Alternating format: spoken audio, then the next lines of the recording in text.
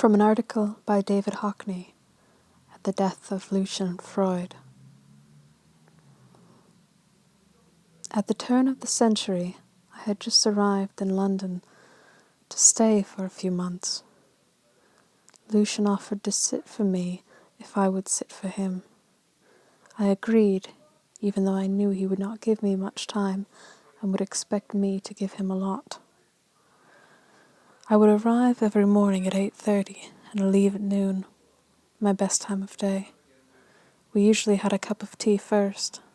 I walked up through Holland Park and watched the spring arrive, making me very aware how uneventful that season was in Southern California.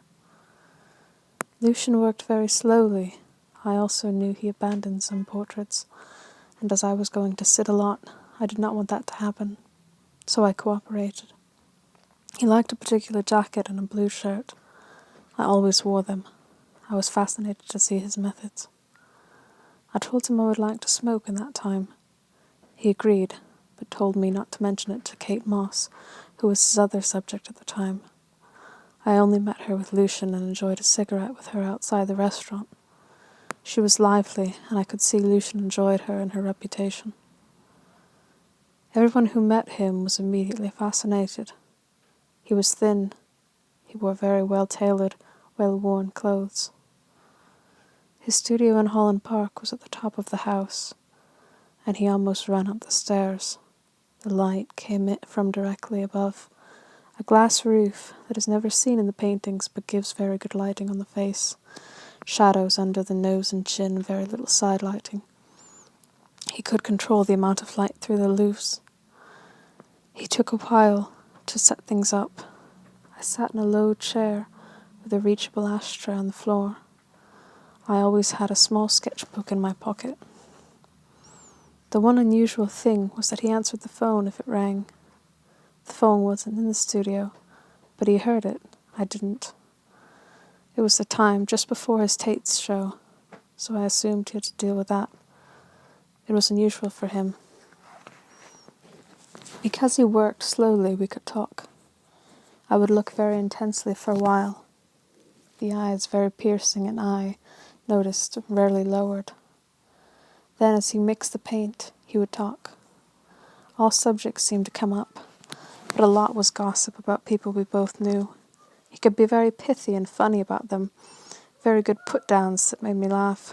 We got on very well, often talking about drawings. He too admired Rembrandt's drawings, that they were all portraits, with no generic faces in the whole lot. His palette was perhaps 8 colors. He never put the tops back on the tubes, so the paint caked up on them, and he flicked this off on the wall with a swipe. He had been doing this on the studio wall for the last 40 years, so it was thick with many layers, like a wall in the life rooms at the art schools that I knew in the 1950s. But this was all done by the same hand, a rare and beautiful thing in itself. Freud's assistant, David Dawson, took a photograph of me sitting in the chair, the portrait on the easel in front, and Lucian coming in the door, looking like a butcher in a splattered apron. The overhead natural lighting gave it a theatrical air, like a Beckett play. If we took a break, and he was on the phone, I would do drawings of things in the studio, the ashtray and worn footboards with a big hole, perhaps where the rat came through, I thought.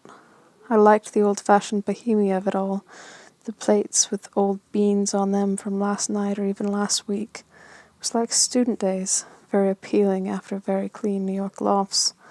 I told him, you can't have a smoke-free bohemia, by definition. I suggested to him he could send someone else to see the Andy Warhol exhibition for him, but he would have to go himself to see Matisse and Picasso. He talked of other artists, which was always insightful and entertaining, and often bitchy but funny. I looked at the progress each day, and eventually I could work out the exact bit he was looking at. He had a faultless eye for tone. The palette he never cleaned, just smoothed out bits for mixing, which he did for every change of tone. The paint tubes were all in a trolley that didn't look as though it could move. There might have been 100. The first time, he took a very long time to find a tube. I thought he must be looking for a colour he doesn't use much. I was right. It was a cerulean blue for my shirt. As we got into June, I took a break and went to the far north of Norway to see permanent light. He asked me a few things about the visit and the light, but said he rarely travelled, indeed hardly left London. He was a great deal more social than I was then.